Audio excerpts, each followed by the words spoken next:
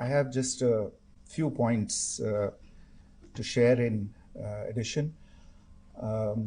कल रात की पाकिस्तानी सेना की कायरतापूर्ण गतिविधियों से आपको कर्नल कुरैशी और विंग कमांडर सिंह ने पहले ही अवगत करा दिया गया है. These provocative and escalatory actions that were taken by Pakistan last night were targeted at Indian cities and civilian infrastructure, in addition to some military targets. The Indian armed forces responded proportionately, adequately and responsibly. ये जो हमले हुए कल रात को भारतीय सैन्य इकाइयों ने पर्याप्त रूप से और एक जिम्मेदाराना रुख अपनाते हुए इन हरकतों का उत्तर दिया. What I want to underline is that the official and blatantly farcical denial of these attacks that Pakistan carried out by the Pakistani state machinery is yet another example of their duplicity and the new depths that they are plumbing in their quest for disinformation. The other point in the same vein is that they did not target or attack any religious places. You would recall that yesterday I shared with you an incident related to the attack on a Gurdwara in Punch. Instead of owning up to these attacks, Pakistan made the preposterous and outrageous claim that it was the Indian Armed Forces and the Indian Air Force that was targeting cities like Amritsar and trying to put the blame on Pakistan. This is nothing but a desperate attempt by Pakistan to disown its acts of aggression, but it is also true to type in its effort to deceive and mislead the world. It will not succeed. The Gurdwara in Punch in particular was attacked by Pakistan, and some local members of the Sikh community, including a Ragi of the Gurdwara, lost their lives in this incident, as I shared yesterday. TV पर आप इस हमले के चित्र देख सकते हैं. In addition, that we would attack our own cities is the kind of deranged fantasy that only the Pakistani state can come up with. Perhaps they do it because they are well versed in such action, as their history would show. The last point I wanted to make this evening is again this disinformation that is coming from Pakistan about India targeting the Nankana Sahib Gurdwara through a drone attack. This is again yet another blatant lie and part of Pakistan's disinformation campaign. As we saw in the Pahalgam attack, Pakistan is again trying desperately to impart a communal hue to the situation with an intention to create discord. Again, we are not surprised. India's steadfast unity in itself is a challenge to Pakistan. Let me stop there. I have time only for a few questions and be happy to try and answer them. First, I call Siddharth. Siddharth, please. Hi, sir. I'm Siddharth from Beyond. So this is Siddharth, behind, please. The other Siddharth. Yes. Hi, sir. I'm Siddharth from CNN News 18. Sir, I only want to know from you the status of Kartarpur corridor. Is it open or not? Okay. I think you're all aware of the situation along the entire India-Pakistan border and the areas around the line of control. In view of the existing security scenario, the services of the Kartarpur Sahib corridor have been suspended till further directions. We'll update you as and when there is a change in the situation. You have a question here, Rishabh? So, good evening, Rishabh from Times Now. So you spoke about religious places being hit in Jammu. There's another religious place which is Carmelite Nun church that has been hit. What do you have to say about it? If you can explain it. Yeah, actually, we do have some information about this extremely regrettable and condemnable incident during heavy shelling across the line of control in the early morning of 7th May.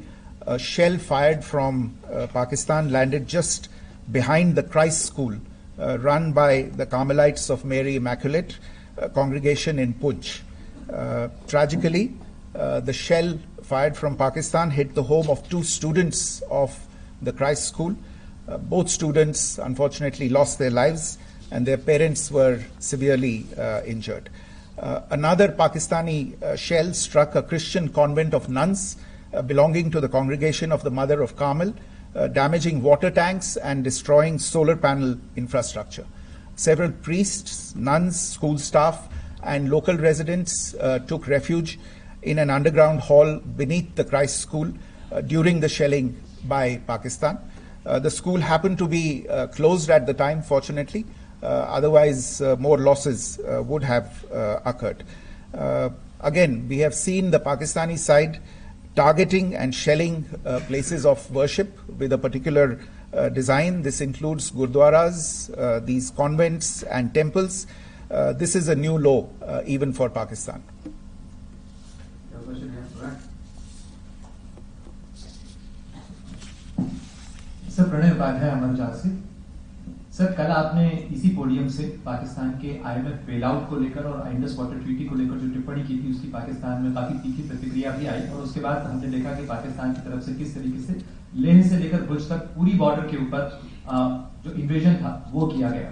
मौजूदा situation के अंदर पाकिस्तान के bailout package को लेकर और पाकिस्तान के attempts को लेकर आपका क्या असेसमेंट है, और दूसरा ये भी जानना चाहेंगे कि पाकिस्तान की तरफ से ये जो अटेम्प्ट किया गया था उसका भारत ने अभी तक उस तरीके का कोई जवाब नहीं दिया गया है, तो क्या भारत इसका जवाब देगा जो कार्रवाई हुई है बीते 24 घंटों में? देखिए प्रणय, जहां तक इंडस वाटर्स ट्रीटी का सवाल है, मैंने कल विस्तार से उसके बारे में इसकी चर्चा की है. Indus waters treaty is in abeyance and as such I have nothing further to add to the decision that was announced by the Cabinet Committee on Security. जहां तक IMF bailout का सवाल है, आपको ज्ञान होगा कि IMF की आज मीटिंग हो रही है. हम वहां पे अपना पक्ष रखेंगे और जो हमारा मत है इन चीज़ों को लेके वहां पे साझा करेंगे दूसरे मेंबर्स के साथ. ये बोर्ड पे निर्भर है कि वहां पे क्या निर्णय होता है. और जहां तक जो कार्रवाई हुई है उसका जवाब देने का जो आपने जो प्रश्न उठाया है, जो आज ब्रीफिंग हुई है, जो आपको सूचना मिली है, मैंने भी कहा है कि जो आज सवेरे तड़के सवेरे जो गतिविधियां हुई, भारत ने उनका एक जिम्मेदाराना पूर्ण तरीके से और एक पर्याप्त तरीके से उसका जवाब दे दिया है. Siddhant. Hi sir, Siddhant from Beyond. Sir, the External Affairs Minister has spoken to many of his counterparts around the world. Yesterday he spoke to the US Secretary of State Marco Rubio. So what were the key areas of conversations during that call? Yes, the minister had a conversation with the US Secretary of State. As you can imagine, the focus of discussions was the terrorist attack in Pahalgam and the response that India mounted after that on the 7th of May. The Secretary of State shared his thoughts on these developments with the minister. The minister deeply appreciated the US's commitment to work with India in the fight against terrorism, and he also underlined the targeted measures that India had taken in connection with Op Sindoor. The minister also underlined that India would firmly counter any attempts at escalation from there. But in follow-up to that, as you are aware, there have been a number of other conversations The minister had a conversation with the UK Foreign Secretary, David Lammy, today. There too, the discussion centered around countering terrorism, for which there must be zero tolerance. And I understand just a short while ago, the External Affairs Minister has also spoken to the Foreign Minister of Norway, Espen Barth Eide, which was also focused on recent developments stemming from the terrorist act in Pahalgam. One last question, Sudeep. Sir, once again, thank you for doing this. Shuni Ranjan from Bloomberg.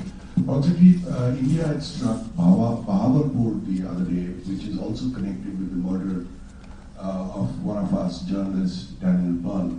If you could give us an understanding of what exactly are the reports that you're getting.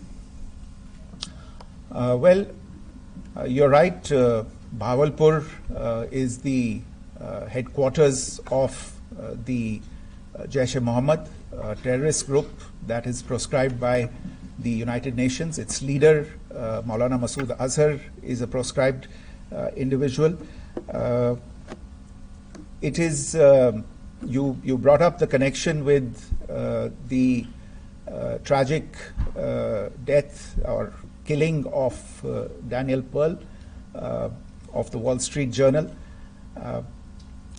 The Jaish-e-Mohammed was in some way directly or indirectly responsible for the death of Daniel Pearl.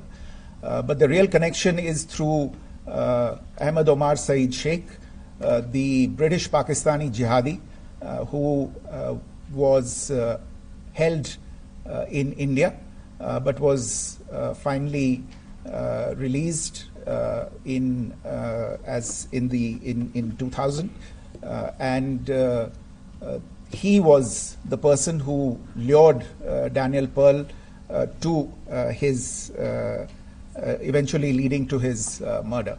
So these are all obviously connected figures, connected individuals, connected institutions, and the attack on Bahawalpur, on that facility of the Jaish-e-Mohammed in Bahawalpur is, I would imagine, a fitting part of this unfortunate incident. Thank you all.